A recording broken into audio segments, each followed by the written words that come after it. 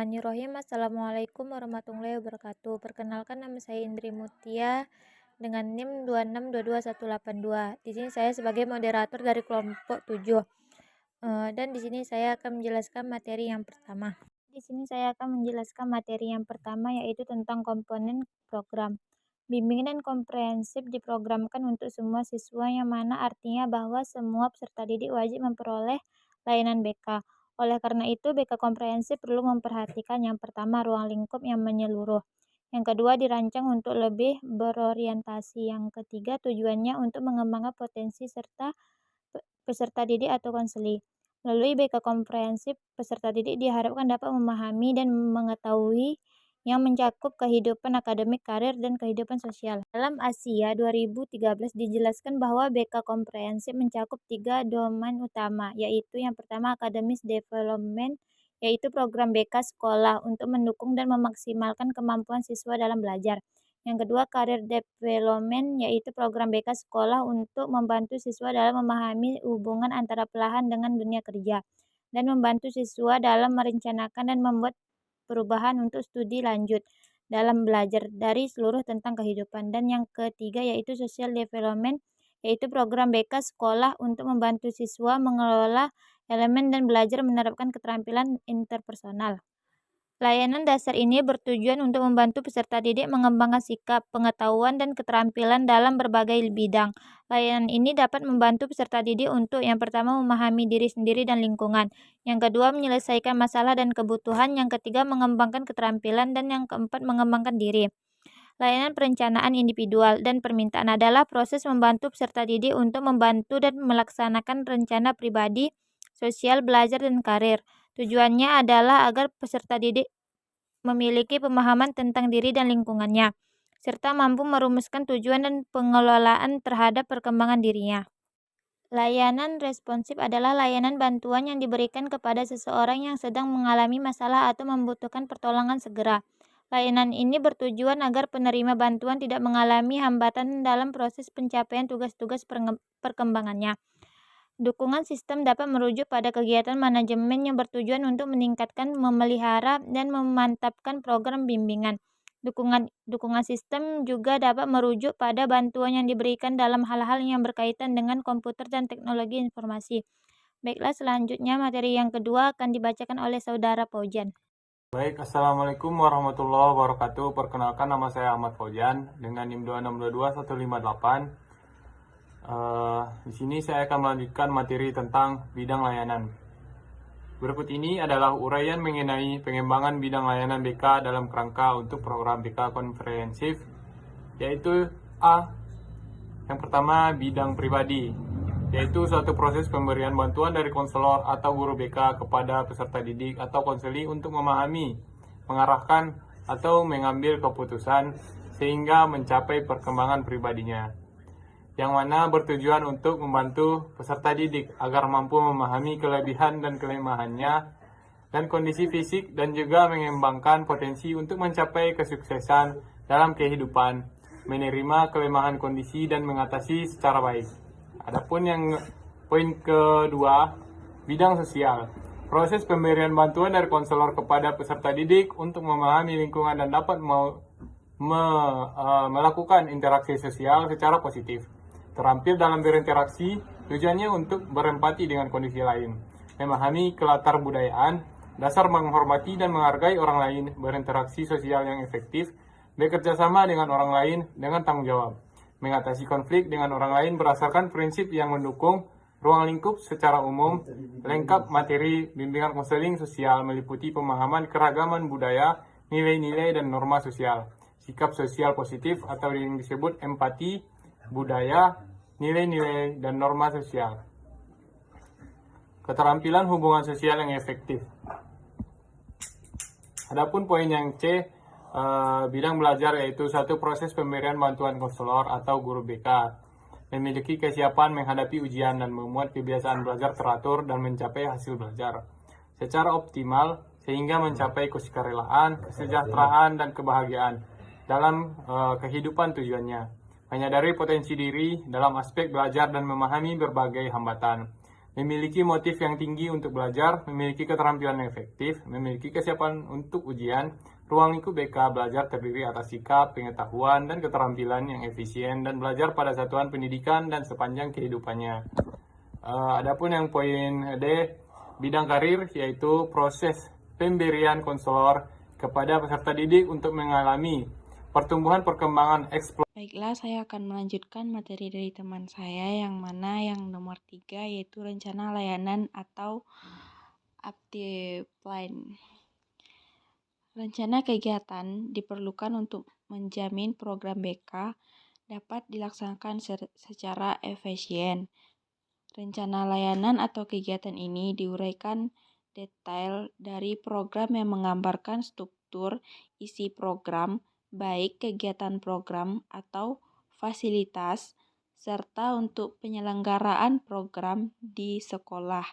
Harus ada rencana yang menjelaskan tentang bagaimana guru BK atau guru bimbingan dan konseling atau konselor untuk melakukan pencapaian tujuan yang diinginkan.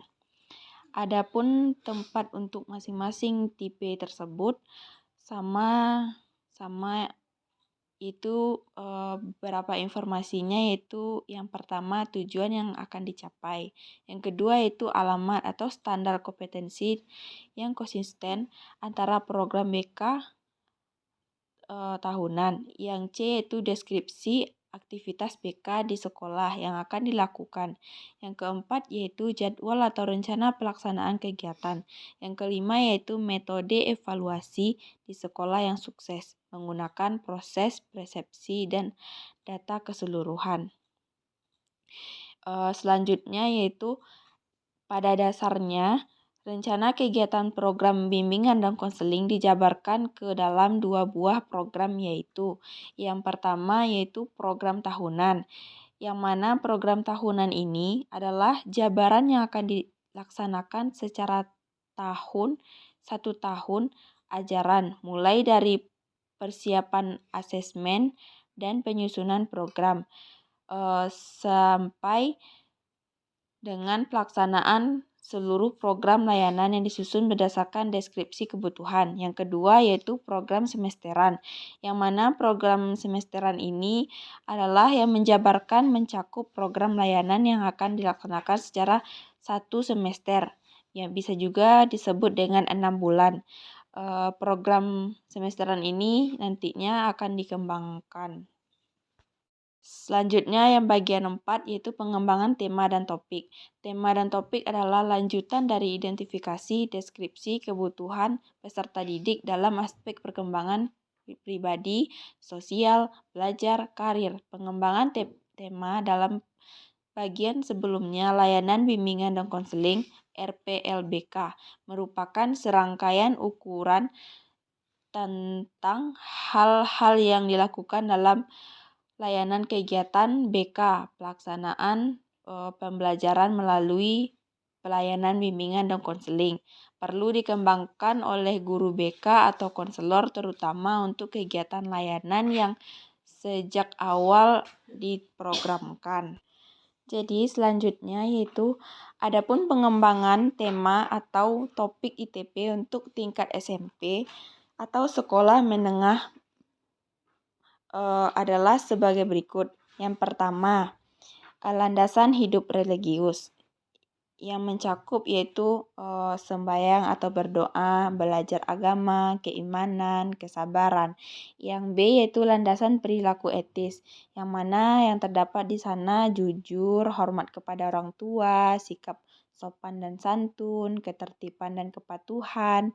Yang ketiga yaitu kematangan emosional, yang mana mencakup kebebasan dan menggunakan pendapat, tidak cemas, pengendalian emosi yang bagus. Selanjutnya kemampuan menjaga stabil emosi. Yang keempat yaitu kematangan intelektual yang bisa bersikap kritis, rasional, kemampuan membela hak pribadi, kemampuan menilai. Yang selanjutnya itu kesadaran tanggung jawab, bisa bertanggung jawab atau tidak bisa bertindak pribadi, potensi pada lingkungan, disiplin. Yang selanjutnya itu peran sosial sebagai pria atau wanita. Perbedaan pokok antara laki-laki dan perempuan yaitu peran sosial jenis kelamin. Yang ketiga yaitu tingkah laku atau keinginan studi yang jelas. Selanjutnya itu penerimaan diri dan pengembangannya, yang mana mencakup kondisi fisik, kondisi mental, dan mengembangkan cita-cita, mengembangkan diri. Yang selanjutnya kemandirian perilaku ekonomis, yang mana mencakup upaya menghasilkan uang, sikap hemat dalam menabung, bekerja keras, atau tidak mengharapkan pemberian orang lain. Selanjutnya wawasan dan Baik, saya di sini akan melanjutkan materi yang terakhir, yang mana materinya rencana, evaluasi, dan tindak lanjut. Keefektifan layanan BK dilihat dan hasilnya tidak lanjut atas laporan program dan pelaksanaan BK menjadi alat penting dalam tindak lanjut untuk mendukung program sejalan dengan yang dirancanakan. Mendukung digunakannya materi yang tepat, mendokumentasikan persepsi dan hasil program secara rencana, mendokumentasikan dampak yang jangka pendek, menengah, dan jangka panjang. Atas analisis keefektifan program digunakan untuk mengambil keputusan apakah program dilanjutkan, direvisi, atau dihentikan, meningkatkan program, serta digunakan untuk mendukung perubahan-perubahan dalam sistem sekolah. Laporan hasil kegiatan digunakan untuk mengetahui dampak layanan BK terhadap siswa. Tujuan laporan hasil kegiatan yaitu memastikan bahwa program telah diimplementasikan, dianalisis keefektifan, dan ditingkatkan sesuai dengan kebutuhan. Dalam penyusunan laporan hasil kegiatan, idealnya laporan kegiatan layanan diselenggarakan setelah selesai melakukan layanan. Materi selanjutnya tentang anggaran biaya.